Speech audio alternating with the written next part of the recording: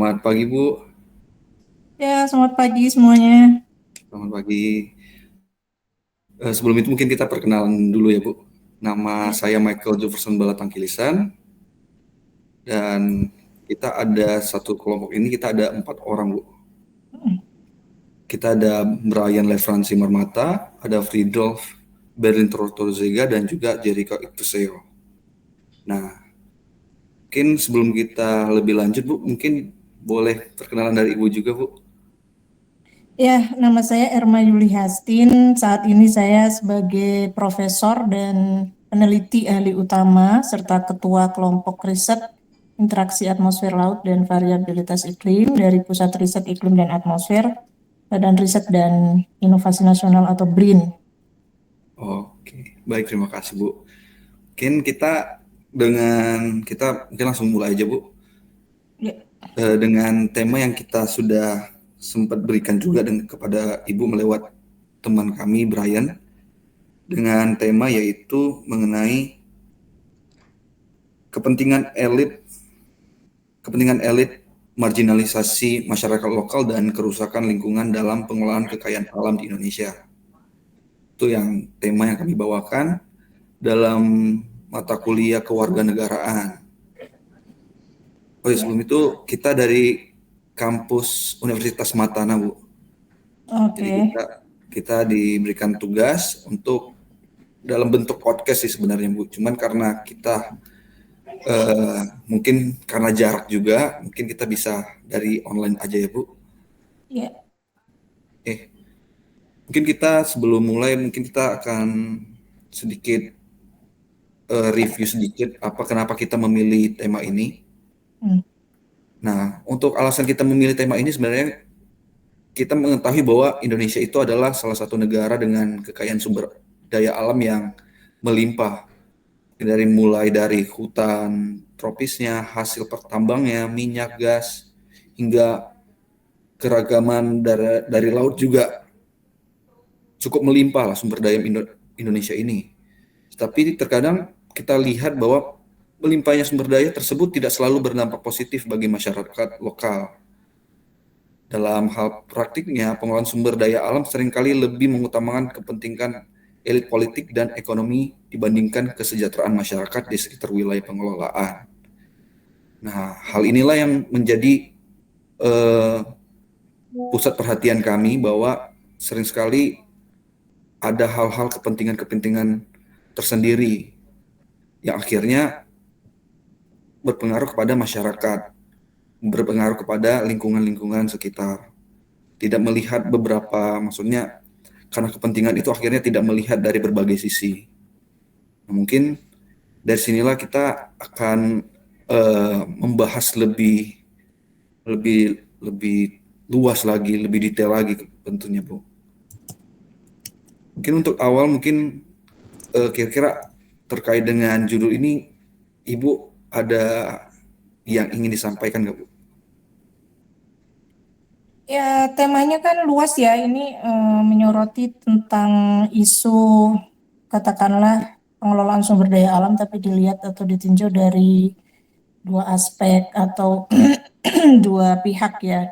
Artinya kan kita bicara sebenarnya soal ketidakadilan atau ketimpangan dalam hal pengelolaan dan kebijakan untuk mengelola sumber daya alam sebenarnya kan. Nah, tapi ya saya nanti mengikuti kisi-kisi aja. Jadi pertanyaan apa yang diajukan karena kalau kita bicara pengelolaan sumber daya alam juga kan ini sangat luas sebenarnya.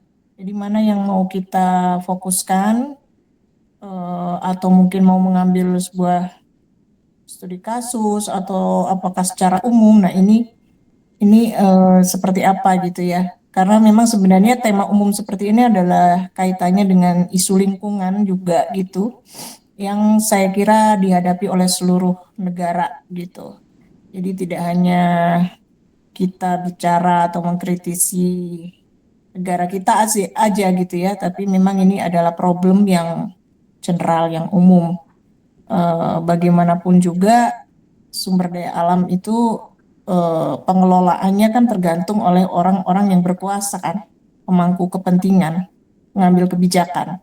Nah, seringkali dalam hal pengelolaan ini kemudian banyak kepentingan yang harus diakomodasi. Nah, kalau bicara soal kepentingan dan itu sudah kaitannya dengan kekuasaan gitu ya, itu kan sebuah sistem sebenarnya yang kemudian ya apa ya, sistem itu tuh berlangsung atau berlaku secara sistemik kadang ya, dan didukung oleh berbagai peraturan-peraturan yang sudah ada gitu ya, jadi sudah sistemnya sudah ajak gitu ya. Dan melibatkan berbagai komponen gitu ya. Artinya melibatkan berbagai kementerian yang antara pemerintah pusat dan pemerintah daerah gitu. Jadi ada hubungan-hubungan relasi juga yang harus ditinjau dalam hal ini gitu ya. Pemerintah itu siapa? Apakah pemerintah pusat? Pemerintah pusat dalam hal ini siapa? Kementerian PSDM, ya kan? Kemudian Kementerian Lingkungan Hidup, Kementerian Kehutanan, banyak sekali yang akan terlibat di situ gitu. Lebih dari satu kementerian. Kementerian Ekonomi juga mungkin gitu ya, Kementerian Keuangan gitu. Nah, jadi pelibatan berbagai kementerian, kemudian juga ada dari pemerintah daerah seperti apa. Kalau ini merupakan objek yang dikelola itu masuknya adalah objek strategis nasional dan diambil alih oleh pusat, maka daerah kan tidak punya wewenang misalnya seperti itu. Jadi yang kita bahas tuh akan sangat banyak nih, mau ditinjau dari mananya nih gitu ya. Jadi kalau bisa spektrumnya jangan terlalu luas karena pusing kita gitu mau apanya gitu. Sementara saya di sini adalah dalam kapasitas seorang profesor ya, dan saya di sini mewakili keilmuan yang erat kaitannya dengan perubahan iklim. Saya ahli klimatologi dan perubahan iklim gitu. Otomatis yang saya lihat adalah apa ya, keseimbangan alam ini gitu. Ya, yang saya lihat adalah kacamata makro tentang alamnya itu sendiri gitu. Mengapa? Ya karena keilmuan saya berlandaskan pada fenomena-fenomena yang ada di alam, termasuk itu kaitannya dengan udara, ya kan, air, tanah gitu ya.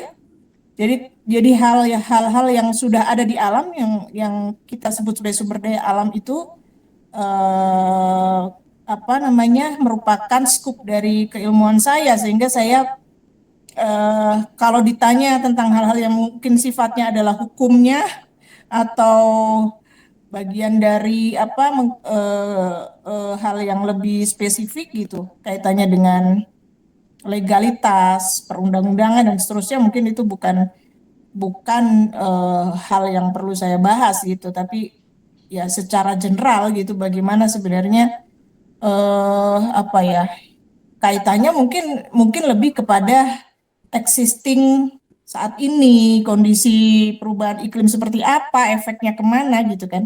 Jadi dan kalau sumber daya alam itu dipahami sebagai yang diambil saja, ya kan, dijadikan sebuah apa namanya ya, ya eksploitasi ya namanya, diambil-ambil begitu saja terus gitu, tanpa ada pembatasan dan juga tanpa ada regulasi yang jelas, ya tentu itu akan menimbulkan dampak lingkungan yang besar gitu kan. Kalau kita hanya berpikirnya hanya sekedar mengambil dari alam. Nah ini nanti mau diarahkan kemana saya nggak tahu nih. Dan apakah langsung dijadikan apa namanya ya, kekuatan yang saling berhadapan-hadapan antara elit politik, ya kan, kaum elit dan kaum marginal ini, karena itu pasti akan lebih banyak membahasnya tentang ketidakadilan atau ketimpangan gitu ya. Kalau di ilmu saya mungkin ada juga yang disebut ketidakadilan iklim gitu. Tapi kan ini hal yang lebih luas lagi pembahasnya mengenai pengelolaan sumber daya alam gitu ya. Dan saya memang tidak akan banyak memberikan informasi tentang hal-hal yang kaitannya keterlibatan atau apa ya, kasus-kasus yang ada karena saya tidak ada di situ. Misalnya kasus-kasus di mana marginal, suku adat ya kan, masyarakat adat terpinggirkan dan seterusnya, itu mungkin Anda bisa harusnya banyak eksplor dari NGO ya, NGO yang mengadvokasi, mendampingi kaum marginal di sana gitu. Tapi saya hanya akan melihat dari aspek bahwa seperti apa ini ketika alam itu sudah tidak seimbang gitu, gitu ya. Dan kalaupun diminta untuk memberikan komparasi antara dua tadi, kepentingan elit dan kepentingan marginal yang akan yang yang artinya mereka berusaha mengakomodasi dalam hal pengelolaan sumber daya alam, ya mungkin tidak akan banyak informasi yang bisa Anda peroleh dari saya, karena saya bukan orang hukum juga gitu. Itu kan sudah ranahnya, ntar tinjauannya adalah tinjauan yang lebih banyak masalah perundang-undangan, legalitas, ya kan, terus regulasi gitu. Jadi harus tahu betul hukum dan perundang-undangan yang ada gitu. Itu sih mungkin kalau yang ingin saya komentari ya, yang saya ingin komentari, karena mungkin saya hanya memberikan aspek yang sangat sedikit dari perspektif alamnya gitu. Karena tema ini kan pengelolaan sumber daya alam. Itu barangkali. Oke, siap Bu. Terima kasih Bu. Ya, untuk kita ya penekanannya sebenarnya lebih ke arah ya kekuasaan elit, sumber daya alam dan masyarakat lokal seperti apa sih Bu? Cuman kita melihat dari sisi dari Ibu juga tadi menekankan bahwa Ibu juga fokus karena di bidangnya Ibu di bagian iklim juga ya Bu. Jadi ya sebenarnya itu adalah ya kita bisa ngobrol lah mungkin mempengaruhi juga mungkin di secara iklim juga mungkin sepertinya mempengaruhi juga karena kan kalau sumber sumber alam kita mungkin ada kerusakan karena kepentingan sesuatu pasti kan akan mempengaruhi dari iklim juga kali ya. Ya. Nah mungkin jadi pertanyaan dari kita ya mungkin kita ya lebih umum aja sih Bu. Hmm. Kalau pandangan Ibu sejauh maksudnya ya secara umum aja eh, kenapa kepentingan elit ini sering lebih dominan dibanding suara masyarakat lokal dalam pengelolaan sumber daya alam. Ya, ya itu sudah pasti karena kan ini bicaranya soal siapa yang mengelola. Yang mengelola kan kekuasaan kan ya. Jadi kan yang kita bahas ini adalah relasi kuasa gitu jadinya gitu. Jadi karena ini bicara soal yang mengelola adalah kuasa, kuasa itu adalah pemerintah, ya pemerintah itu siapa? Pemerintah itu kan terdiri dari berbagai jajaran gitu. Nah, seringkali kenapa elit menjadi dominan ya pengambil kebijakannya ada di situ gitu, ya kan? Ya sebenarnya secara logika ya pasti benar bahwa yang paling berkuasa itulah yang akan paling dominan gitu. Jadi, nah yang paling berkuasa di jajaran pemerintahan itu biasanya adalah elitnya gitu ya, kepentingan elit. Dan dalam hal ini apa sih yang disebut kepentingan elit ini di sini, pihak pihak apa nih gitu? Kan mesti didefinisikan dulu. Apakah elit politik yang dimaksud atau elit dalam jajaran pemerintahan, itu harus dibedakan. Jadi kalau elitnya itu adalah misalnya KLHK, ada dirjen-dirjen yang berwenang gitu ya untuk mengelola Kementerian Lingkungan Hidup dan Kehutanan gitu, itu juga bisa dikatakan elit gitu ya. Dan mereka membuat regulasi kan, pemerintah itu kan membuat regulasi.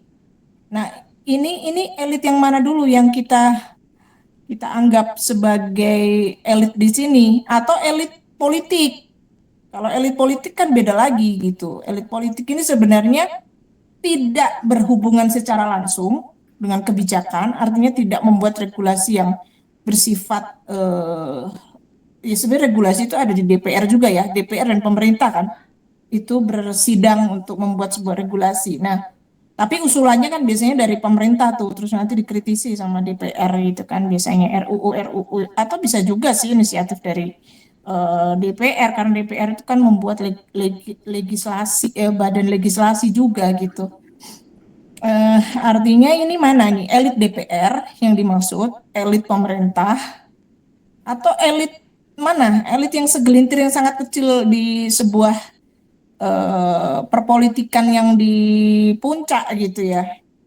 Itu kan, atau elit politik berarti elit-elit yang ada di partai-partai politik. Ini mana nih, ada tiga definisi.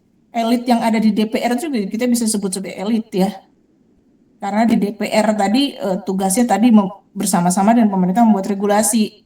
Terus ada elit di jajaran pemerintahan juga gitu. Ada elit juga yang kita sebut sebagai elit parpol. Dia mungkin bukan anggota DPR-nya gitu, tapi dia berkuasa mengatur si DPR-nya kan, ketua parpol gitu ya, misalnya. Itu juga kita sebut sebagai elit, ketua parpol dan jajaran elitnya gitu. Itu juga elit nih. Mana mana yang disebut sebagai elit di sini itu kita harus definisikan dulu gitu ya, harus harus jelas dulu itu. Atau Oke Bu. semua itu mana? Iya, sebenarnya kita mau maksudnya kita ada contoh kasus yang gimana yang sering mungkin yang pernah kita dengar. Cuman kita sebenarnya kalau kita lebih dalam lagi mungkin agak agak membingungkan juga sih bagi kita juga ya Bu. Karena ya Misalnya nggak apa-apa diangkat aja misalnya pengelolaan tambang atau apa gitu, konsensi tambang atau apa. kalau misalnya salah satu contoh misalnya Ibu, ada contoh kalau tidak salah saya ingat waktu itu ada pemerintahan pusat atau daerah dan daerah yang mengeluarkan izin serta perusahaan besar gitu yang terlibat. Hmm. Seperti ya perusahaan-perusahaan nasional ataupun perusahaan-perusahaan asing Hmm. dan itu berkaitan dengan tambang nikel yang waktu Hmm. itu ada di Sulawesi, di Hmm. mana ya hutan dibabat habis, baru pesisir tercemar limbah tambang, bahkan ekosistem laut juga rusak sih Bu. Akhirnya kan nelayan-nelayan kehilangan ruang tangkap ikannya, petani kehilangan lahan untuk bertaninya, bahkan masyarakat lokal hanya jadi buruh kasa dengan bahkan untuk upah mereka ya cukup rendah lah akhirnya. Sedangkan keuntungan-keuntungan yang besar justru didapatkan oleh eh, orang-orang elit ini, tuh perusahaan-perusahaan yang besar, elit-elit politik maupun ekonomis, Ibu. Maksud kita lebih Hmm. memperhatikan ya akan hal itu, Bu. Kira Ibu ada tanggapannya?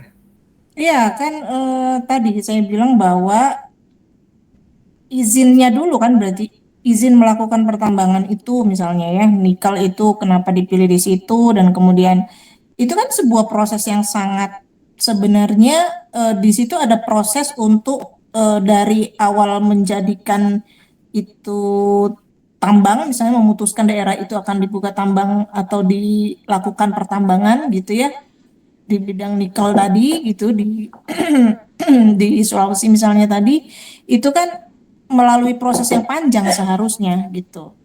Nah, sebenarnya proses yang normal itu sudah melibatkan berbagai pihak untuk sampai memutuskan gitu ya.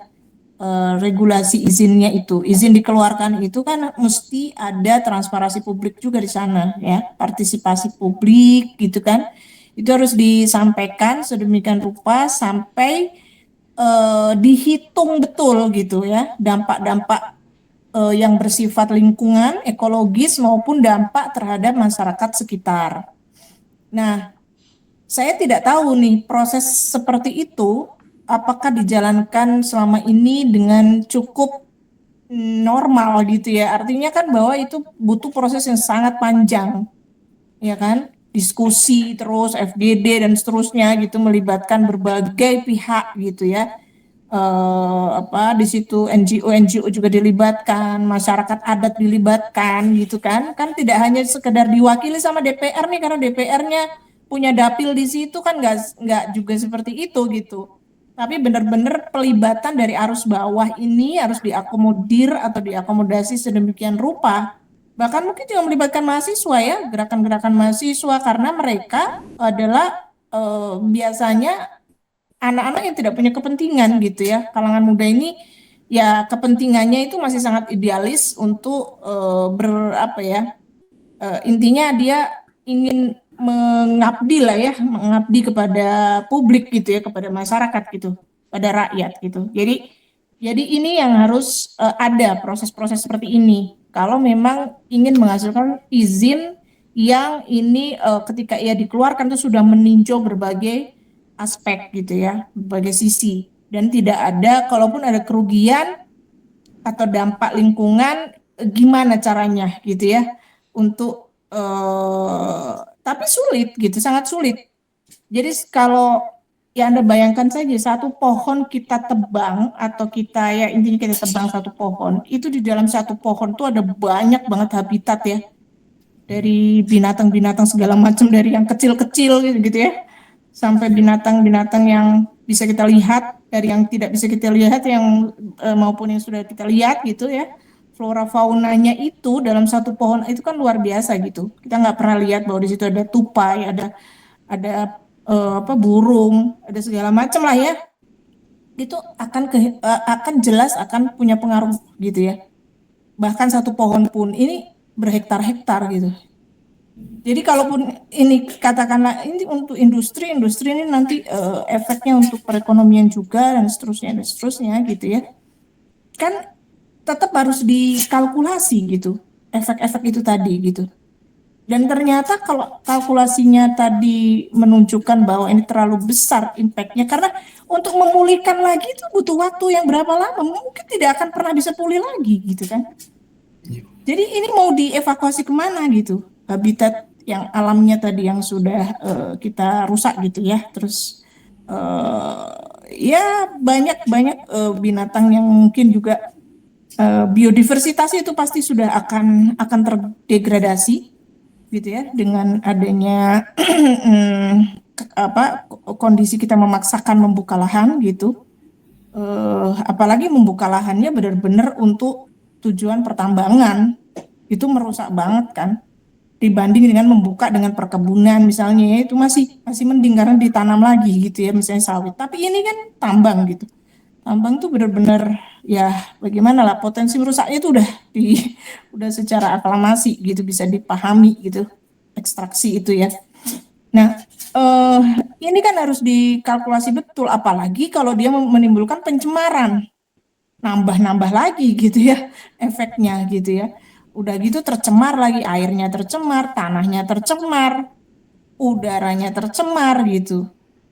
Terus ya udah pasti merugikan masyarakat sekitar gitu kan. Udah pasti gitu.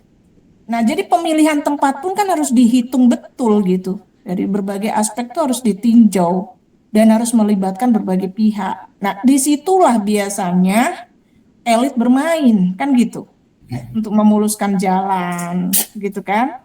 Ya disitulah pokoknya tadi itu ya deal-deal saling menguntungkan dan lain sebagainya gitu. Nah ini yang seharusnya dikawal tuh di proses tersebut gitu ya.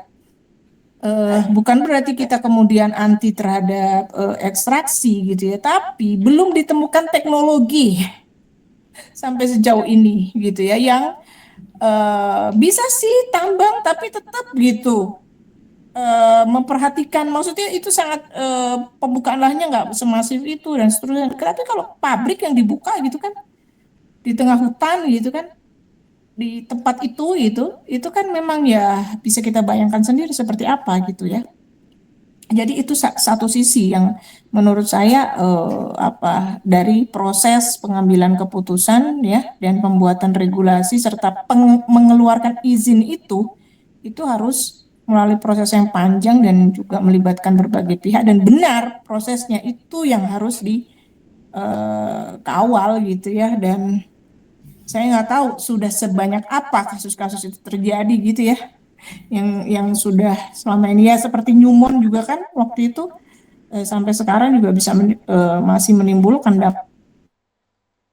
pencemaran gitu kan ya ikan-ikan mati dan seterusnya gitu sangat merugikan nelayan. Nah itu ternyata memang ya bukan satu dua kasus ya tapi hampir sebagian besar yang berhubungan dengan industri ekstraksi yang dibuka di alam tersebut dan sudah pasti itu memodifikasi alam ya kan jangankan itu kita membangun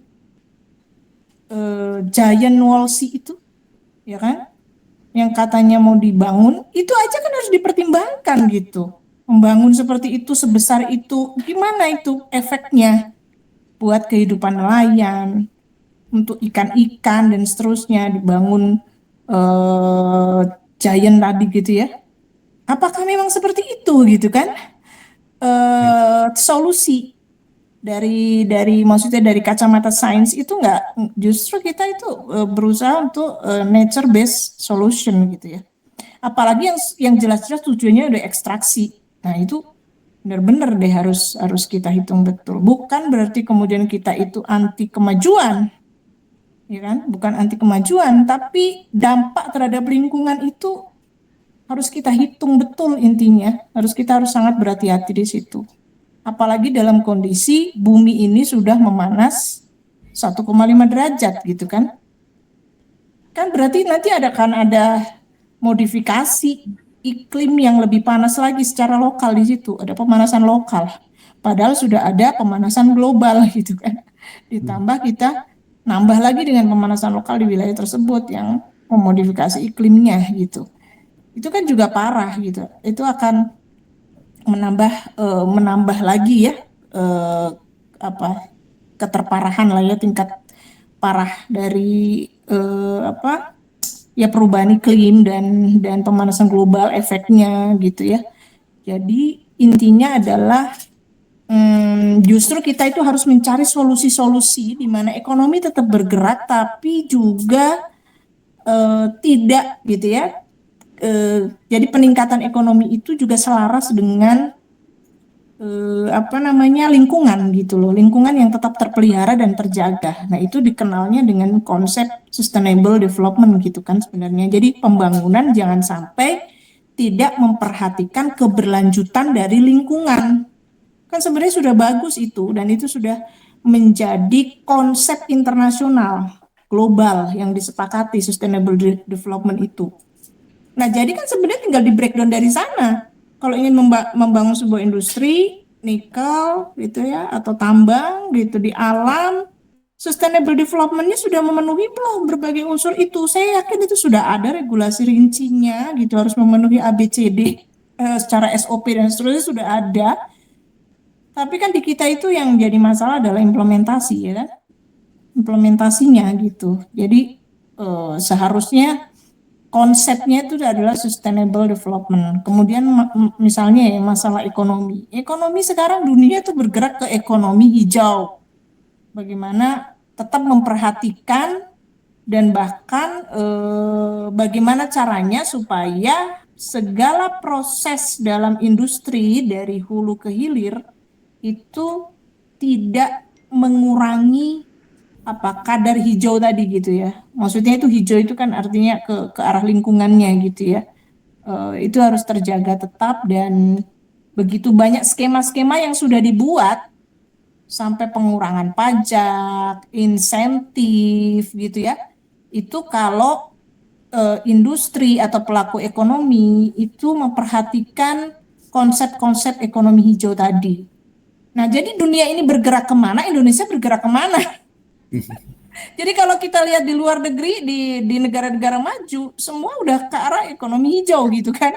Artinya bahwa mereka tuh sudah sadar, sepenuh-penuhnya sadar bahwa apa yang mereka lakukan tahun 1980 yang melakukan industri besar-besaran pada saat itu gitu ya, dengan menggunakan bahan bakar fosil yang masif, ternyata efeknya adalah perubahan iklim gitu loh. Justru karena mereka sudah sadar duluan itu gitu ya.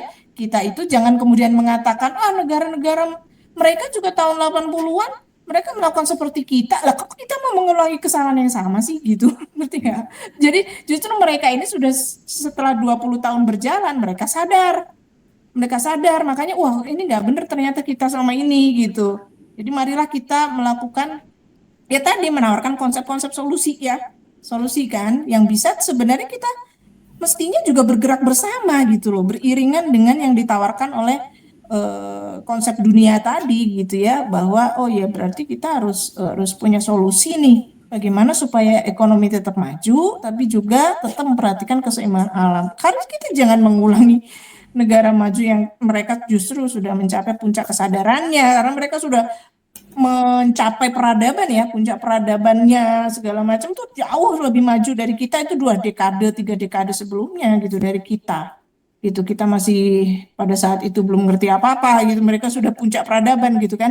Justru karena mereka sekarang sudah tahu efek-efek yang mereka lakukan, maka kita harus apa namanya ya, mengambil gitu ya intisari pengetahuan itu gitu, bahwa oh iya ternyata yang dilakukan ini apa yang mereka lakukan itu udah kesalahan gitu. Makanya kan tidak ada motor sama sekali, mereka naik sepeda, ya kan? Iya. Dibatasi tuh motor gitu, seperti itu. Mobil juga, pokoknya penggunaan bahan bakar fosil udah mengarah ke ini segala gitu ya, ke energi yang terbarukan. Terus juga mereka semua kebijakan tuh hampir ya menghijaukan lagi. Gimana caranya menghijaukan lagi yang sudah dibabat gitu ya. Termasuk juga ya kemarin saya baru balik ya dari Eropa, misalnya dari di Jerman itu ada kebijakan setiap daerah gitu kan, ya katakanlah pemerintah daerah lah di sini, setiap daerah itu harus menyisihkan 30% untuk energi terbarukan berupa kincir angin. Kincir anginnya itu harus ditaruh di dekat sawah-sawahnya mereka. Jadi selalu ada konsep sawah, sebelah-sebelahnya itu adalah wind farm gitu. Itu jadi dan kelihatan tuh dari pesawat kalau kita mau landing itu banyak banget wind farm-nya itu kelihatan gitu. Dan mereka sudah mengatur sedemikian rupa supaya pemukimannya itu tidak terlalu komposisinya ya, selalu ada pemukiman, kemudian ada lahan hijau, ada wind farm, nah selalu seperti itu. Lalu embung-embung dibangun banyak banget, kanal-kanal ya, sungai-sungai gitu ya. Kan sekarang ada konsep kota spons. Itu sudah diadopsi oleh negara-negara maju. Bahkan Singapura itu sudah kota spons. Jadi Anda kalau pergi ke Singapura, kenapa begitu banyak kanal-kanal dan hijau di mana-mana? Itu kota spons. Jadi kotanya harus menyerap. Kita itu harus berkawan dengan perubahan iklim, dengan banjir, dengan hujan. Itu kita harus berkawan. Artinya berkawan tuh beradaptasi dengan cepat gitu loh, menyerap. Jadi konsepnya sudah menyerap. Kayak spons itu kan menyerap apapun air yang di sekitarnya kan diserap. Nah, gimana menjadikan kota itu seperti kota spons misalnya? Itu kita bicara soal hal-hal yang sifatnya adalah kita harus beradaptasi justru. Nah, kalau dunia udah mengarah ke sana sementara kita masih berpikir old banget gitu mengatakan bahwa ya karena ada elit yang mengatakan seperti itu ya. Katanya ini negara-negara maju aja mereka sudah habis-habisan mengambil sumber daya alamnya dan sekarang mereka sudah maju seperti kita, terus kok bisa-bisanya melarang kita melakukan hal yang bukan soal itu. Berarti mereka nggak ingin kita maju loh, bukan soal itu. Justru mereka ini sudah sadar gitu loh. Jangan mengulangi kesalahan yang sama di tahun era 80-an gitu. Kok malah cara berpikirnya itu loh. Cara berpikirnya katanya kalau gitu kita dihambat dong kemajuan kita gitu. Saya nggak paham gitu loh, dan itu dicetuskan oleh menteri gitu kan. Ya itu kan hal-hal yang sederhana ya. Kalau kita bicara elit. Jadi Iya. cara berpikirnya aja nih nggak masuk akal gitu. Nggak make sense gitu. Apalagi kebijakan yang diambil, pasti akan carut marut kan. Ini gimana mengelola negara kayak gini? Gitu ya. Ya itulah intinya ya, hal-hal yang penting yang mesti kita, makanya anak-anak muda menurut saya ini adalah kunci dari perubahan dunia yang lebih baik gitu ya. Kemarin tanggal 2 Oktober itu seorang ilmuwan yang paling berpengaruh meninggal ya, namanya Jane Goodall. Jane Goodall itu siapa coba? Saking populernya Jane itu sampai kita tahu ada film Tarzan dan Jane gitu kan. Jadi Tarzan dan Jane itu diinspirasi oleh si Jane Goodall, itu usianya 91 tahun dan dia meninggal kemarin gitu ya. Dan itu eh, orang yang maksud saya sangat konsisten dalam hal penelitian mengenai primata, mengenai simpanse dan seterusnya dari tahun 1960 sampai sekarang, sampai bikin gerakan dan sebagainya. Dan dia menitik beratkan pada udahlah kita nggak bisa berharap kepada siapapun kecuali generasi muda gitu ya. Jadi generasi muda inilah kunci kita untuk bumi yang lebih baik, dunia yang lebih baik gitu. Memang dia orang yang teguh dan konsisten untuk mengawal itu tadi ya, jangan sampai primata ini nanti punah, ya kan? Karena deforestasi dan seterusnya, efek-efek seperti itu gitu. Dan dia sangat populer ya gitu kan, menginspirasi sampai dijadikan kita sampai kenal dari kecil kan film Tarzan. Dan Jane itu ternyata Jane itu orang gitu loh, ada real. Kita selama ini ngiranya itu cuman tokoh khayalan gitu ya, ternyata si Jane-nya itu adalah si Jane Goodall itu gitu. Dan Satu pesan yang kemudian beliau sampaikan kepada dunia adalah ya kita perlu membuat action lokal gitu ya. Jadi tidak berharap kepada siapa-siapa. Udah kita mulailah perubahan ini dari anak-anak muda ini karena kalian yang akan merasakan dunia yang lebih buruk gitu nanti. Ya kan? Jadi kalianlah gitu generasi Z, generasi Alpha ini yang akan merasakan dampak dari lingkungan yang rusak di mana-mana ini gitu. Nah, itu sih hal-hal penting yang ingin disampaikan oleh ilmuwan, oleh sains, oleh ya kan maksudnya teknologi itu bagus, tapi teknologi tetap harus memperhatikan aspek tadi gitu ya, aspek-aspek atau dampak-dampak lingkungannya. Penggunaan setiap teknologi itu punya dampak negatif. Nah, dampak negatif itu adalah dampak terhadap lingkungan. Itulah yang harus dievaluasi dan dilakukan perhitungan secara cermat. Jangan sampai ketika ia diterapkan, dia bisa mengganggu gitu ya, atau ya merusak atau menimbulkan dampak yang besar lah terhadap lingkungan gitu. Itu mungkin Iya, pendapat saya. luar, Ya, luar biasa Bu. Itu maksudnya kita udah menyiapkan pertanyaan, tapi sudah dijawab semua dengan luar biasa sama Ibu. oh Mungkin iya, kita, oke oke. karena kan ada beberapa hal yang menjadi concern kita juga kan tentang apa yang terjadi di Indonesia. Ternyata sebenarnya udah ditunjukkan sama negara lain. Tinggal Indonesia sebenarnya bisa ikutin lah, karena mereka Iya, juga udah memperhatikan hal itu. Ya, Ibu sudah cukup menjelaskan sih akan hal itu, dan pentingnya sebagai anak-anak yang masih muda ini juga ya harus menjadi apa ya, harus terlaksana lah, karena kita kan masih muda ya Bu. Benar. betul betul. Mungkin Kalian itu kunci-kunci perubahan ada di kalian aja. Pokoknya ya, lakukan gerakan-gerakan yang organik itu bagus banget. Bikin komunitas-komunitas ya, yang semakin banyak orang sadar tuh semakin baik bahwa kita harus menjaga lingkungan gitu loh, dengan intinya awareness aja. Kita itu harus menggalakkan awareness terhadap lingkungan dan kritis ya. Kritis, pokoknya kritis tuh bagus. Kritis terhadap setiap kebijakan yang dikeluarkan oleh pemerintah, tinjau itu dari aspek keseimbangannya terhadap lingkungan seperti apa. Karena sebenarnya pemerintah harus punya komitmen kuat loh sustainable development itu. Dan itu ada di kontrolnya, ada di Bappenas, ya kan? Perencanaan 5 tahun ke depan sampai 25 tahun ke depan ada di Bappenas tuh. Yang megang anggaran, yang mengatur, mengelolanya juga adalah Bappenas. Dan juga kalau di daerah-daerah Bapeda gitu ya. Bappenas lah yang terutama itu.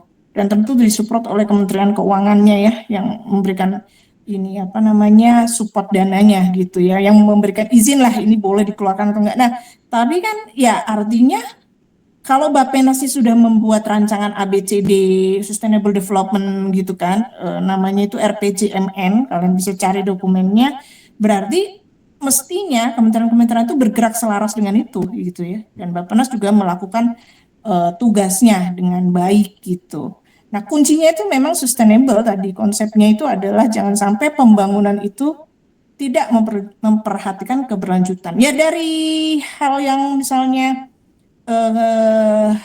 studi kasus yang besar adalah soal IKN misalnya. Itu kan nggak pernah ada tinjauan lingkungan yang kompleks, yang maksudnya komprehensif gitu ya di awal sebelum keputusan itu dikeluarkan, dan juga tinjauan klimatologis gitu, ya kan? Saya dilibatkan di akhir-akhir. Jadi saya juga agak malas ini gimana gitu. Saya disuruh diminta jadi tim ahli, tapi sudah sekarang udah berjalan dan seterusnya ya saya malas lah, saya ngapain saya gitu ada di situ gitu ya. Artinya ya ini off the record ya bagian ini. Artinya ya harusnya kan dari awal Anda melibatkan berbagai ahli gitu kan untuk meninjau sebelum keputusan itu dikeluarkan gitu. Itu. Kemudian ya yang kedua adalah Giant Wall Street itu juga gitu ya. Mengapa? Karena ada tawaran yang lebih murah dari sains, yaitu forestasi mangrove. Jadi andai kata mangrove itu kita galakkan, kita buat itu seperti hutan, bukan hanya hutan, kebun raya. Kalau seperti di Surabaya udah ada itu. kebun raya ya, itu juga BRIN di situ yang mempelopori gitu ya. Itu aja gitu. Dan dibuat sangat tebal gitu ya mangrove-nya. Ditambah dengan karena ternyata dia tuh bisa meredam 90% dari gelombang yang naik itu gitu, yang masuk sampai ke pesisir gitu ya. Itu sudah dihadang sama mangrove-mangrove tadi karena kan itu ketebalan mangrove-nya yang nanti kita atur gitu kan. Nah, kemudian adalah eh, perbaikan ya atau apa disebutnya itu artifisial terumbu karang. Jadi terumbu karang itu kan harusnya ditumbuhkan lagi. Nah, cara menumbuhkannya lagi itu kita bisa menanam kayak menanam gitu terus merangsang pertumbuhan dia biar tumbuh gitu ya. Tapi ditanam pakai sesuatu yang artifisial dulu gitu.